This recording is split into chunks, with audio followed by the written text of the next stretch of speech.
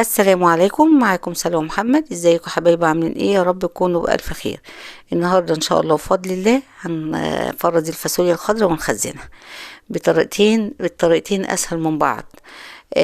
وده افضل وقت نخزن فيه الفاصوليا ونفرزها، عشان سعرها على قد الايد، في متناول اي حد ممكن ايه يجيبها ويفرزها.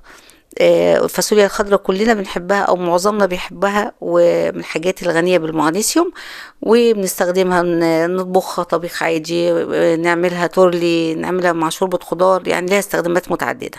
متنسوش بقى يا حبايبي اللي ما اشتركش في القناة يشترك، وقبل ما نبتدي نصلي على الرسول، اللهم صل وبارك على سيدنا محمد. هنجيب حوالي، يعني الكمية اللي انا جايباها ممكن تجيبي اي كمية تعجبك، بس الكمية اللي انا جايباها حوالي 3 كيلو. تمام. او عشان اول ما اشتري الفاصوليا الخضراء، لازم الفاصوليا بتاعتي اول حاجه تكون خضراء خالص. لو لقيتيها مبيضه كده يبقى الفاصوليا شيخه وما تنفعش ولا تطبخ ولا تتاكل. تاني حاجه امسك الفاصوليا واقطع كده منها من ناحيتين، الحواف بتاعتها لو اتقطعت بسهوله يبقى الفاصوليا بتاعتي ايه فريش وطازه وزي الفل، واجيبها وانا ايه قلبي جامد. لو اتقطعت بصعوبه يبقى الفاصوليا شيخه برضك، ولا تنفع ولا تطبخ ولا ايه ولا تتخزن. وبعد كده بقى ايه اهم حاجه، اروح غسلها كويس في تحت الحنفيه كذا مره، وانقعها في ميه، وبعد كده اشطفها واصفيها في مصه، وبعد كده استخدمها زي ما انتم شايفين. بشيل من ناحيتين القطعتين اللي من ناحيتين، اللي هو العنق بتاع القرن الفاصوليا، واقطعها بقى قطع صغيره كده زي ما انتم شايفين. زي بتاعت اللي بتتباع في السوبر ماركت، الكياس اللي هي ايه المجمده دي. اي عملت كذا واحدة، وخصوصا والله يعني الفيديو ده خاص كمان للبنات والعرايس والجداد. الحاجات دي بتبقى صعبة عليهم، لكن كلنا بنعرف نخزن الفاصوليا ونفرزها ومعظم الخضار وكده. وبعد كده اهي عملت كذا واحدة زي ما انتم شايفين. برضه بقطع، على اما بتقطعي بالسكينة او بايدك، والقطعة زي ما انت عايزة اهو. اما كبيرة، انا عاملاها صغيرة، لكن عايزة اكبر من كده اعمليها اكبر من كده. قرن كمان نعمله، وبعد كده ايه اكملهم بقى لوحدي ان شاء الله بفضل الله، وايه اتوكل الله واكملهم كده ايه تمام. واكملهم وارجع لكم تاني ونكمل مع بعض الشغل اهو. اللهم بارك، ربنا يحسن ما بين ايدينا وايديكم.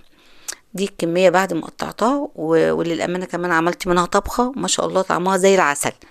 طيب اول بقى طريقه من الطرق اللي احنا نعملهم، احنا عندنا طريقتين. الطريقه الاولانيه اما زي ما هي كده الفاصوليا، ما اعملش فيها اي حاجه خالص، لو انا هستخدمها ايه مده قليله، يعني شهر لحد 3 شهور، اخدها احطها في الكياس واطلع منها الهواء وافرزها، او في علب صغيره. ودي والطريقة التانية هنعملها اللي هي طريقة البسطرة، اللي هي مية سخنة وبعدين نبرد. لكن الطريقة ديت هو زي ما قلت لكم، دي بتاعت الايه من شهر ل3 شهور، لو انت بقى من محب الفاصوليا زيي وبتستخدميها كتير كده. وممكن بقى تجيبي بقى كيلو ونص، 2 كيلو كل مرة، عشان ما يبقوش الكمية كبيرة عليكي، وتقدري ايه تبقى تسهل عليكي انك تقطعيهم وتعمليهم وتفرزيهم اهو. انا الكوبايه دي مش بعبي بيها كده ليه، عشان انا عاملاها معيار ان الكيس يبقى 400 جرام، زي اللي بنشتريها زي الجاهزه بالظبط. يعني انا وزنتها وعايرت بالكوبايه دي، فده عشان ما اقعدش اوزن كل ايه كيس. تمام. وبعد كده بقى بروح مطلعه الهواء منها، بكمل بقى الكميه اللي انا هعملها، وبعد كده هنطلع الهواء، هنشوف دلوقتي هنطلعه ازاي. في طريقة بقى تالتة اللي هم بعض الناس بتستخدمها، ان انا اقلب الفاصوليا في الزيت، ودي انصحكمش تعملوها، عشان الزيت مع التخزين طعمه بيتغير، فبيدي ريحة الفاصوليا متبقاش ريحتها حلوة. تمام. انا افضل طريقتين الطرق ديت، اللي هي اللي مش عاد تستخدم فيها اي حاجة خالص، ودي للوقت القليل، يعني من شهر ل3 شهور. لكن لو للسنة كلها يبقى هنعمل بطريقة المصانع، اللي هي طريقة البسطرة. كده انا بطلع الهواء، فايدة بدوس كده جامد واطلع الهواء، وبعدين اربط الكيس. فايدة ان انا اطلع الهواء عشان الفاصوليا بتاعتي تفضل محتفظة بالخضار بتاعها. تمام اهي.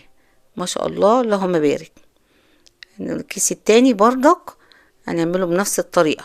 معلش الفيديو بالتفصيل ممل والله، عشان خاطر ايه البنات يبقوا بالحاجة بتتعمل قدام مرة واتنين، غير ايه ما بتتعمل مرة واحدة والفيديو يبقى سريع اهو. وبرضك بنفس الطريقة بطلع كده الهواء، واروح بردك ربطها تمام كده تبقى ما شاء الله تطلعيها من المدة زي ما قلت لكم من شهر 3 شهور اكنك لسه شاريها ومحتفظة بخضرها وزي الفل. الطريقة التانية بقى اجيب مية سخنة كده داخلة على الغليان واحط فيها معلقة سكر. طيب فايدة معلقة السكر ايه؟ فايدتين، سلاح ذو حدين زي ما بيقولوا. الفايدة الأولانية إن هي ايه مادة حافظة. الفايدة التانية إن بتخلي الفاصوليا بتاعتي زي ما هي الفاصولياية كده محتفظة بناشفة كده وماسكة نفسها وما تتهريش مني وأثناء التخزين. وبعد كده هي دقيقة واحدة احطها في المية مش اكتر، حطيتها اكتر من كده الفاصوليا ايه بعد ما تيجي تسويها بعد ما تخزنيها وتطلعها بتتهري منك. هي دقيقة واحدة تتقلب في المية السخنة دي، بعد كده نطلعها في المصة ونحطها تحت الحنفية تبرد خالص. دي بيسموها في المصانع طريقة البسطرة. ودي باقي معظم اللي الفاصوليا بنشتريها من بره بتبقى معمولة بالطريقة دي عشان بتلاقيها خضرة محتفظة بخضرها. بس اهم حاجة نطلع الهواء منها. وبعد كده هي زي ما انتوا شايفينها خضرة زي واشطفها تحت الحنفية ورجعتها لكم تاني واسيبها بقى اما تتصفى خالص. وبعد كده ايه خلاص اتصفت وتمام زي الفل ابتدي بقى اكيسها. مفيش اسهل من كده، طريقتين اسهل من بعض اهو. بردك بحط 3 كوبايات ونص اللي هما معادل 400 جرام واطلع الهوا دوس واطلع الهوا واربطها. ما شاء الله اللهم بارك. الف هنا والشفا ليا وليكم على صحتكم ولكم. ماشي يا جماعة اهو. والتاني طلعوا لي 5 اكياس وكيس كمان طبخة اللي انا طبختها يبقوا 6 اكياس لان كل نص كيلو بيطلع منه فقد اللي هو حوالي 100 جرام يعني مجازا يعني. بس يا حبايبي ما تنسوش لو عجبكم الفيديو ما تنسوش الدعوة الحلوة ليا ولولادي وبصلاح الحال و... واللايك الجميل وتعليقاتكم الجميلة. تصلوا على سيدنا محمد وشيروا حبايبكم واصحابكم. بحبكم في الله والسلام عليكم ورحمة الله وبركاته.